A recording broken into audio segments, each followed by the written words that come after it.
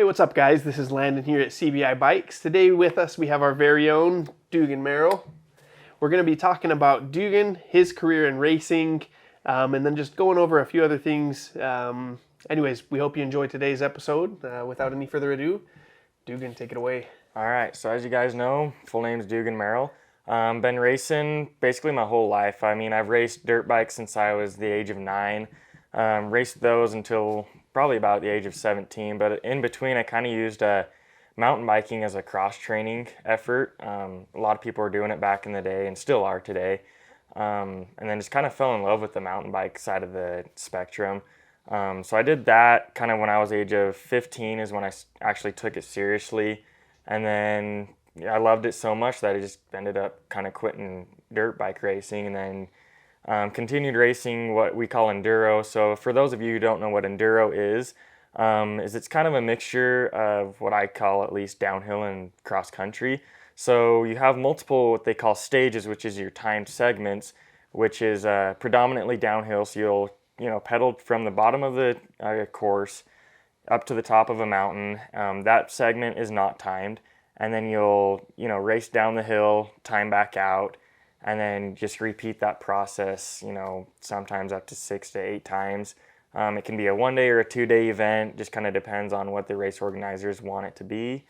But yeah, I mean, overall, I'd say like the average race you're looking at per day, a good number is usually about 3,500 feet and 20-ish to 30-ish miles. It's probably the average. You're an animal. Yeah, I mean That doesn't sound fun at all. it's not easy to say the least. It's definitely something you got to be prepared for. Whether you're a professional out there, you're every single day you're training for it, or if you're just a weekend warrior, I mean, it's going to be a little tougher on you, but you can still get it done. Might not be as pretty, but you can do it. That's awesome. Yeah, I couldn't see myself doing that, but I mean, hats off to you and all the other enduro athletes out there. I mean, that's it's a butt kicker. This last weekend, you actually just got back from a race, right? Yeah. So this race was the BME Brian Head. So yeah, that was a pretty good one for us. Tell us a little bit about that course. I mean, I guess just I know you've had several races already. We're a well way through the enduro season, but for our listeners, maybe try and describe the race a little bit and kind of what you go through preparing mentally for it, and obviously prior to all your physical training regimen. So yeah, just like leading up to this race, as far as training goes, it doesn't really change much throughout the season, like in-season training. All of your efforts are going to be made throughout the winter time and, fall and spring a little bit to get that fitness in. And then throughout the summer, it's mostly just maintenance of what you already have built. So as far as training goes, it's just kind of like your regular, normal, training throughout the summer.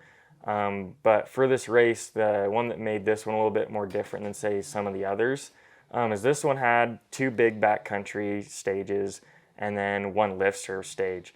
And so this one kind of threw everyone a curveball because the backcountry stages are pretty pedally.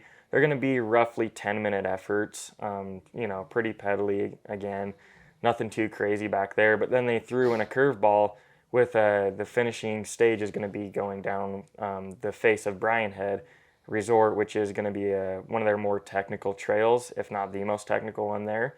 And so going into that, as far as equipment and deciding what to wear, it was hard to decide because you don't want to wear overkill for the backcountry because then you're going to be too hot. It's going to be heavier, and then overall it's just going to kind of weigh you down a little bit. Sure. But then you don't want to be not protected enough for the face run. So it's like what I decided to go with was to opt out for not wearing my chest protector for the backcountry stuff because I felt like that would be too hot, hold too much heat, and then again just be a little bit heavier. And then when you're out there on those bikes, not saying that necessarily being concerned about weight is a huge thing, but for me it's mostly just heat and being comfortable. Sure. So I did still wear my full face for the last stage of the day instead of a half shell, so I was a little bit more protected for the end of the day, but not overkill too much for the backcountry stuff. Is it kind of like a mixed bag per se of guys that are, some people will be completely, protected, all their gear, chest, shoulder, everything, spine. Yeah. And then you're going to have, do you feel like it's a gamble at all? Or It definitely is. Some people don't want to take the risk at all with going down the more technical face. they were willing to take the extra weight and the heat and being slightly more uncomfortable on the backcountry stuff, just to have the extra security for the last stage of the day. And then you had some people that were like, you know what, I'm just wearing a half shell and nothing else. And so then they raced the backcountry, and then they went and hit the face, and they were definitely more exposed. But that's just a gamble you got to take of what you yourself are willing to sacrifice. For sure, for sure. Stepping back a little bit, you talked a little bit about kind of your training efforts working up to the Enduro season, and you mentioned that a lot of that work is going to be put in the wintertime. A mix of like obviously spinning and weightlifting and whatnot to keep yourself strong and fit and cardio wise. For someone who's aspiring to just jump right into it, or maybe they're doing some other form of racing. Like now we have a lot of high school kids that are in NICA, doing a lot of cross country racing. Yeah. What would you recommend for those aspiring athletes? What steps do they need to take to get into this scene with enduro racing? So kind of just with enduro, to give you just kind of like a basic structure of working out is, at the very end of my season, like after my last race, I'll basically have 2 to 3 weeks where I just kind of take it super chill, might just do an easy spin here and there. Then once I pick back up in my training, I usually do weightlifting 3 times a week. So call it Monday, Wednesday, Friday. And then the days that I'm not is mostly just building what they call a zone 2 base, which for me, my zone 2 ranges anywhere from, I think it's like 135, 140, all the way to 155.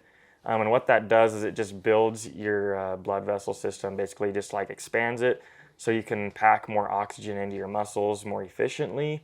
And again, that helps with, one, you're building your base, and what that means is think of it like a pyramid. Sure. Your base is going to be your zone 2, and then your VO2 max is going to be at the very top of that pyramid. And what that is your heart rate when it's above, for me, it's when my heart rate is above 175. So 175 or higher. So if you were to sit there and train all winter long and just training in that zone 5, you build a huge ball up top, but you don't have a base to fall or to support it. It's just going to fall over. Sure. And so you build a massive base throughout the winter. So like, for example, you never stop building that base throughout the whole entire season. We still just have easy zone 2 spins. But the biggest portion where you really focus on that is going to be up until, through probably January, February. And then you go into another shift where you start, building up that pyramid. You start doing a couple more interval sessions, to really start building up to the top of the pyramid. And then, the closer you get to the racing season, like again, around April, May is when I start pulling back on the weightlifting and doing only 2 times a week. And it just kind of turns more into a maintenance type thing. Sure. And then focusing more on the pedaling side of things with the zone 2 type stuff, still very important. And then just packing on more and more intervals of different kinds, whether it's a 30-second sprints or 10-minute sprints. Okay. So that's just kind of a mix of things, just kind of like you go through these phases where you start out really nice and easy, and then eventually just ramp up into less weightlifting and more pedaling. Okay. And with that training, you're talking about building up these zones and working on that pyramid. Is that to more or less be just fully well built as far as your cardio for the mixed bag that enduro racing is? Like you did talk about, the pedally backcountry stages, and then obviously the downhill or areas that you're going to be sprinting and pushing yourself to the max. Is that more or less the purpose for that? Yeah, so just like you basically said, it's just a mixed bag. You have to be able to, with enduro, it has so many variables in it. It's, never a set course.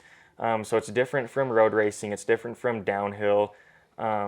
It's different from cross country. It's like you have to have some stages will be upwards of 20 minutes.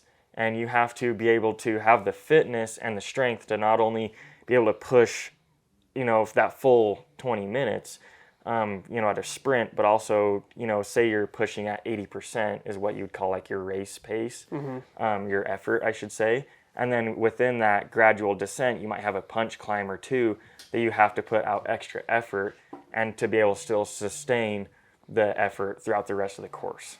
I got And you. so you have to have the strength to be able to power yourself and your bike up the hill, but the endurance to also relight a candle every time you have to hit a punch climb. It is not for the faint of heart. No, it's I mean, I say like we were just talking to a bunch of people this last race, we must really love pain. I mean, you gotta be. You're punishing yourself. I mean, obviously in a good way. I mean, obviously you're strengthening your body. I mean, with that regimen through the whole winter and spring, prepping for the enduro season. But yeah, like I said at the beginning, I couldn't do it. I mean, you're not only physically and I mean cardio wise, but yeah, mentally too. You got to be. That's got to be half of that as well too. Oh right? yeah, it's huge mental. And then like that's the one thing that does kind of help in the wintertime is where we live in a snow country. You know, we ride on trainers, which is just like your stationary bike, and that's where like it really helps me mentally is to be able to push yourself without going anywhere in essence. Like you're sitting there just like, why am I even pedaling a bike? Like I'm not moving. And so it just kind of like gets a hamster in a wheel kind exactly. So it's just mentally defeating sometimes, but you know, when it comes to race season, it's a lot more rewarding to actually feel the speed again, to actually hit it. And then it just overall, just like, it's like what we talk about too as well in this racing is whether you're actually paid or not. It's like you get paid to train, but racing is the reward of the efforts. I like that. I like that a lot.